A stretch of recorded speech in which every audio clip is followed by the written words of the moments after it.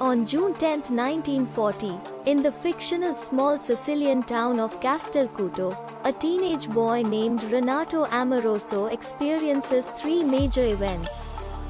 The fascist dictator Benito Mussolini announces that Italy is entering World War II. He receives a new bike. He sees for the first time, together with his friends, the beautiful and sensual Malina Bonsigno Scordia, who is the most desired young woman in town. Her husband Antonino, Nino, is in the armed forces fighting the British in Africa, and she lives alone. Because of her physical appearance and her solitary status, she is an object of lust for all the town's men and of hatred for its women. She keeps an eye on her father, who is the school teacher of Renato and his friends and also lives alone, until he receives an anonymous note slandering her, which causes him to reject her. Renato becomes obsessed with Malina, spying on her in her house, stalking her when she leaves it and thinking of her in all his erotic fantasies. He also steals some of her underwear from her clothesline.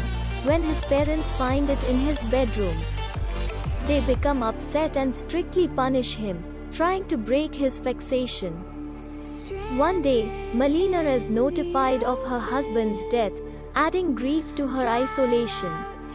She is said to have been with a lot of men. She unwisely fuels these rumors by allowing the young and handsome Caddy, a single Air Force officer, to visit her after dark. When she is denounced and put on trial by the wife of an elderly dentist, the officer sends testimony that he was nothing more than an occasional friend. The betrayal hurts, but Malina says nothing to condemn him. After her acquittal, her advocate pays her a visit and forces her to pay for his services with sex.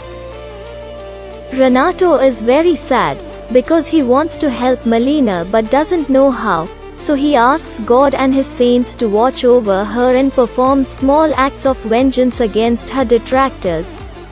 Meanwhile, the war reaches Sicily and the town is bombed by the Allies, killing Malina's father. Now penniless and universally scorned, with nobody willing to give her work, the only thing she can do to survive is sink into prostitution, cutting and coloring her hair and becoming compliant with all men. The townsfolk are happy to see her as a whore rather than a dangerous widow. When Nazi forces occupy the town, Renato sees his idol with two German soldiers and faints. His mother, believing it as demonic possession, takes him to a priest for exorcism, but his more practical father takes Renato to the town brothel, where he fantasizes that the prostitute initiating him is Malina.